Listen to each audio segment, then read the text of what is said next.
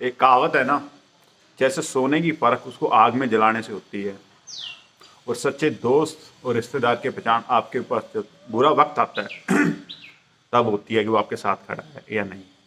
वरना hi hello हाल चाल पूछने वाले बहुत होते हैं, और जब बुरा वक्त आता है तभी पता लगता है कौन अपना है कौन पराया है। तो ऐसे ही ये भारत का जो कानून व्यवस्था है, जो सिस्टम है, वो सिखों का नहीं है। उसको अच्छे वक्त में नहीं, अच्छे वक्त में सभी अच्छे होते हैं, बुरे वक्त में 84 में वो उसके साथ था या उसके खिलाफ था, इससे पता होगा कि वो आपका है या नहीं है। क्योंकि आप मैं इस वीडियो में आपको आगे 31 अक्टूबर 1986 जिस दिन इंदिरा गांधी का कत्ल हुआ, और 3 जून 4 दिन का जो वक्त है, 31 1 2 3 जिस दिन उसका दाह संस्कार हुआ है, उसके बीच में कानून व्यवस्था ने कैसे काम किया है उसका ब्यौरा दूंगा। तो उससे आप खुद ही आइडिया लगा सकते हो कि वो साथ है या नहीं है। वैसे ये साथ सिखों के साथ नहीं, सभी ओबीसी के साथ होता है। क्योंकि अगर आप पूना पैक्ट आज़ादी से पहले देखोगे, पूना पैक्ट हुआ था, एक छोटी सी डिटेल देता हूँ आपको। पूना पैक्ट हुआ था, उस टाइम मीडिया ने अंबेडकर के खिलाफ कैसे दुष्प्रचार किया था। ब्राह्मण मीडिया ने, ब्राह्मण बनिया जो नेक्सस मीडिया, उसने कैसे दुष्प्रचार किया था वो देख लो, पूना पैक्ट के टाइम में कैसा था। या 1991 में जब मंडल कमीशन ने ओबीसी के लिए रिजर्वेशन मांगा था, तब मीडिया असली तब जरूरत थी मीडिया की, तब मीडिया ने सबके खिलाफ दुष्प्रचार किया। ओबीसी खुद ही इसका विरोध मंडल कमीशन का करने लगे। उनको लगा कि आपके ताया चाचा जो ओबीसी के लोग हैं वो खुद जाके बसें जला के आए होंगे, पूछ लेना उनसे। उनको लगा था मीडिया ने ऐसा प्रचार किया कि ये तो छोटी जाति SC ST वालों को और आरक्षण दे रहे हैं। बुरे वक्त में ही पता चलता है, और आजकल जैसे हो रहा है। तो ऐसे ही सिखों के साथ हुआ। सिखों के साथ 31 अक्टूबर को 9:30 बजे इंदिरा गांधी का कत्ल हुआ 1986 को। तो उसके बाद शुरू होता है कत्लेआम। सबसे पहले पिटाई, मतलब कि जो कार पे पत्थर मारे गए थे उस टाइम का, जो ज्ञानी जैल सिंह जो उसके वो थे, उस टाइम के राष्ट्रपति थे, वो उस टाइम दिल्ली एयरपोर्ट पे शायद बाहर की विदेश यात्रा करके आए हुए थे, तो सीधे एम्स जाते हैं। जब एम्स से निकलते हैं तो भीड़ ने, क्योंकि वो सरदार थे, उसके पत्थर मारे। चलो, वो हुआ। रात तक सिखों के घरों में जब पहली कॉन्फ्रेंस होती है राजीव गांधी की, क्योंकि राजीव गांधी का उसने, और जो सेना प्रमुख हैं और जो उसके चीफ हैं और जो SP थे दिल्ली, उनकी मीटिंग होती है। उन्होंने बोला था कि दिल्ली के हालात या देश के हालात खराब हो सकते हैं, आप मिलिट्री को बुला लीजिए। उसको अनदेखा कर दिया, नहीं नहीं नहीं, कोई जरूरत नहीं है, हम देख लेंगे जब होंगे। जब ओपोजिशन पार्टी 31 अक्टूबर की शाम की घटना है, राजीव गांधी, शायद उसको तब तक उसको प्रधानमंत्री बना दिया ज्ञानी जैल सिंह ने। उसको पता नहीं क्यों बना दिया, क्योंकि वो गांधी परिवार से था शायद, राष्ट्रपति, ठीक है। तो उसको बना दिया और वो उसने अनदेखा कर दिया, उसको हाथ धोआ और उसने नहीं बुलाया। और अगले दिन जब 31 अक्टूबर को वो घटना हुई, उन्होंने कुछ घरों को जलाया, एम्स के आसपास के एरिया में आग लगा दी, जो भी था, क्योंकि गांधी का वहां से बुलाया गया था। उसके बाद 1 जून को क्या होता है, ट्रक भर के लोगों को लाया जाता है। ट्रक भर के आसपास के दिल्ली के जो एरिया में छोटी जातों के काफी लोगों को गांव से, कि तुम्हें लूटने को, सरदारों के जो बड़े बड़े मीर हैं उनके घरों में लूटने को मिलेगा, रेप करने को मिलेगा, सरदारों को मारने का मौका मिलेगा। ट्रक भर के लाए गए, जो कि कांग्रेस के नेताओं द्वारा काम किया गया। 31 अक्टूबर को, 1 नवंबर, सॉरी, 31 अक्टूबर, 1 नवंबर को, तो क्या हुआ उस दिन, ट्रकों भर के लाया। उस दिन उन्होंने कहने के लिए 104 धारा 144 लगा दी थी, जिसमें आप 4 लोगों से ज्यादा इकट्ठे नहीं हो सकते। पर क्या हुआ, जब वो लूट मार कर रहे थे तो प्रशासन साइड में खड़ा होकर तमाशा देख रहा था। किसी इंसान पे कोई कार्रवाई नहीं हुई। लोग लूट रहे थे, पुलिस उसमें से अपना हिस्सा ले रही थी। आप इंटरव्यू दे सकते हो, जब उन्होंने जेल में गए, कि उन्होंने बताया कि जो लोग भाग के जेलों में गए थे, जब उनको मारा जा रहा था, तो पुलिस का उनके प्रति क्या व्यवहार था। वो आप काफी इंटरव्यू हैं लाइव उनके, वो देख सकते हैं। पहले दिन हुआ, तो दूसरे दिन अटल बिहारी वाजपेयी, विपक्ष के जो भी नेता थे, वो सारे मिले आके कि आप इस चीज को रोको, मिलिट्री को लाओ, वरना ये हालात बिगड़ जाएंगे। तो उन्होंने कहते हैं हम 2 घंटे में सिचुएशन को कंट्रोल कर लेंगे, आप टेंशन मत करो। अगले दिन अखबारों में बड़ी बड़ी, 2 जून को बड़ी बड़ी हेडलाइंस आई कि जो भी कत्ल करता हुआ लूटता मिला गया तो उसको मार दिया जाएगा, शूट ऑन द स्पॉट कर दिया जाएगा। ये खबर दिखाई, खूब दिखा। पर किसी का कत्ल हुआ, क्योंकि उस दिन भी कम से कम 4-5 हज़ार या उससे ज़्यादा, दिल्ली में ही खुद ही 8 हज़ार सिखों को मारा गया है, जो कि उर्मिला जो हिस्टोरियन है उसकी रिपोर्ट है, और भी काफ़ी रिपोर्ट्स हैं उनके हवाले से। क्योंकि पहले ही दिन ही कम से कम गवर्नमेंट ने बोला था कि 480 लोग सिख मरे हैं दिल्ली के दंगों में, जबकि उस दिन विधवा जो 2 जून को जो विधवा आश्रम तैयार किया गया था उसमें ही 1 हज़ार से ज़्यादा तो विधवाएं आई थी जिनके पतियों को मार दिया गया था। आपकी काफ़ी इंस्पेक्शन है, जो इंटरनेशनल ह्यूमन राइट्स रिपोर्ट है उनकी रिपोर्टें भी पढ़ोगे तो आपको सही डेटा मिल जाएगा। उसके बाद क्या होता है, 2 जून को वो बड़े बड़े अखबारों में ये घटना छपती है। पुलिस ने या प्रशासन ने क्या किया, एक भी आदमी के ऊपर एक भी गोली नहीं चलाई, उनको सरेआम लूटने का, मारने का।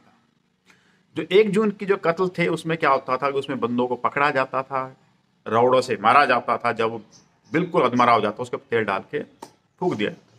और ये सारी जगह एक ही पैटर्न था, कहीं से सेंट्रलाइज होकर चल रहे थे। और उसके बाद 2 जून निकल जाता है, नवंबर है, जून को हमला हुआ था जो दरबार साहिब पे हुआ था। तो 2 नवंबर को क्या होता है, 2 नवंबर को ये इनकी टेक्निक में इंप्रूवमेंट कर देते हैं। फिर क्या करते हैं, हाथ पीछे पकड़ते थे, बांध देते थे, गल में जलता हुआ टायर डाल के हत्या कर देते थे। और औरतों के साथ सामूहिक बलात्कार की बहुत घटनाएं मिलेंगी आपको, जिसमें औरतों को चुन चुन के उनके साथ सामूहिक बलात्कार किया। ये 2 जून की घटना है। अखबारों में लिखा, मिलिट्री या सिस्टम ने कोई एक्शन लिया, एक इंसान के ऊपर गोली चलाने की भी वार्निंग मिली। इसमें 30, उसमें कहा जाता है कि ये तो सिखों की गलती थी, प्रधानमंत्री को मारोगे तो आपको क्या इन लोग इनाम देंगे।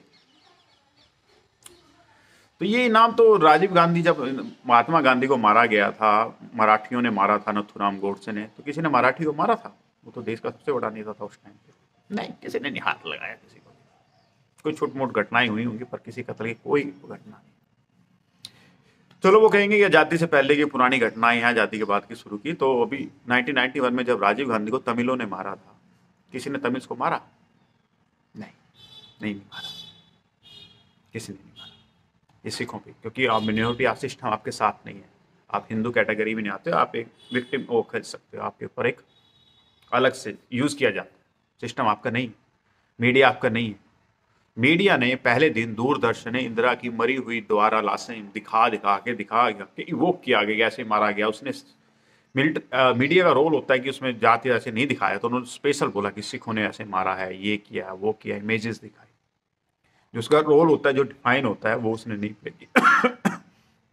3 जून को, जब उस दिन 3 नवंबर को जब इंदिरा गांधी का संस्कार हुआ, उस दिन तक ये कत्लेआम चलता रहा। उसके बाद मिलिट्री को डिप्लॉय किया गया कि उनको लगा कि अब लोगों के खून की प्यास बुझ चुकी है, अब मिलिट्री को डिप्लॉय कर रहे। 3 नवंबर को मिलिट्री को डाला गया, जब उसके बाद दंगे। इसमें कितने सिखों को मारा गया? इसमें कहते हैं कि जो सिखों को मारा गया उसमें भाई ये देशभक्त नहीं है। कुछ लोग हैं, उनमें गलतफहमी है कि हम तो देशभक्त हैं, पूरी देश की बात मानते हैं, देश से प्यार करते हैं। तो आप उनसे भी ज्यादा प्यार करते थे जो मिलिट्री 30 मिलिट्री ऑफिसर जिनको बसों से उतार के मारा गया था। 30 का आंकड़ा है मिलिट्री ऑफिसर। मिलिट्री के आंकड़े गलत नहीं होते, क्योंकि उनके सब रिकॉर्ड बनते हैं बाद। 30 मिलिट्री ऑफिसर, और कितने फौजियों को मारा गया था उनका तो कोई हिसाब नहीं है।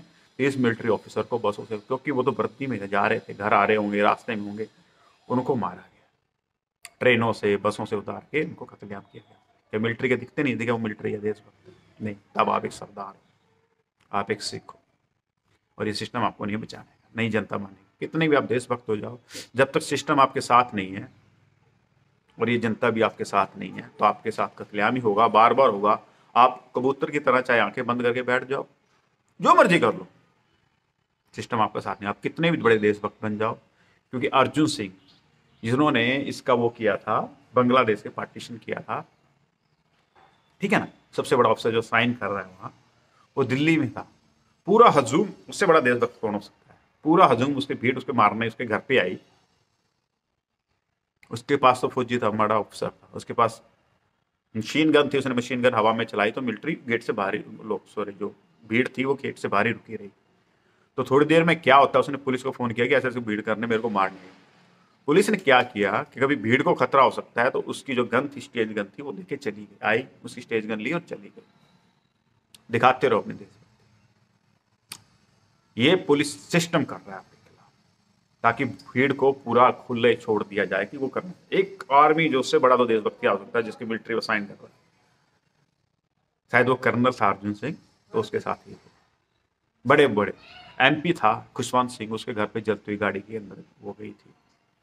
राष्ट्रपति था, उसके घर कार पे मारे गए, और जो सिखों मिलिट्री मतलब सबको मारा, किसी को नहीं छोड़ा। ऑर्गेनाइज होके गया, चलो मारा सो मारा, उसके बाद न्याय मिला क्या? 84 में जितने लोगों को मारा गया उसमें कितनों को न्याय मिला? सिस्टम कोर्ट सब आपके लिए नहीं है, एक को भी नहीं, एक को भी वो नहीं मिला। उनको जिन्होंने जंगे किए थे, PV नरसिम्हा राव जो उस टाइम होम मिनिस्टर था, उसको उन्होंने कांग्रेस ने सबसे बड़ा नेता बना दिया था। एक MS बिरला जो जनरल सेक्रेटरीट था, जिसका काम था इसको दंगों को रोकना, उसको दिल्ली का लेफ्टिनेंट गवर्नर बनाया गया, इनाम दिए गए। सिर्फ एक SP को सस्पेंड किया गया, बस ये, किसी को सजा मिली नहीं। कोर्ट ने पहले भी काम नहीं किया, उसके बाद भी काम नहीं किया। प्रधानमंत्री 19 नवंबर को जब मीटिंग होती है, उन्होंने सिखों को बोला, उसने मतलब कि भाई जिनको मरा उनके खिलाफ कुछ शब्द बोल दिए जाए, नहीं, वो बोल रहा था कि जब बड़ा पेड़ गिरता है तो धरती तो हिलती है, ये उसके वर्डिंग थे। जब तक आप सिस्टम को अपने पक्ष में या इसको नहीं बना लेते, तब तक ये आपके लिए काम नहीं करे। आप चाहे कितना भी टैक्स भरते रहो, कितने भी देशभक्त बनते रहो, ये आपके साथ नहीं खड़ेगा। पहले नहीं खड़ा है, नहीं खड़े, क्योंकि उसकी प्रॉपर्टी नहीं है, उसकी प्रॉपर्टी कुछ और है, कुछ और को रोकना। आंखों पे पट्टी बांध के बैठ जाओ, जब घर में आग लगती है, गले में टायर लगता है, आंखें खुद ही खुल जाती है। Be careful, be respect. सच्चा दोस्त सिस्टम, आप कहते हैं न्याय अभी तो नॉर्मल मिलेगा, एक उसकी तरह नहीं होती, वो घर का नौकर होता है, उसकी जो औकात होती है वो वैसे भी नॉर्मल मालिक के साथ ही बैठ के, या उसके साथ जो खाना उस घर में खाते हैं वही वो खाता है। जब बंटवारा होता है जायदाद का या कोई काम हो जाता है, तब नौकर को उसकी औकात याद करा दी जाती है। वाहिगुरु जी का खालसा, वाहिगुरु जी।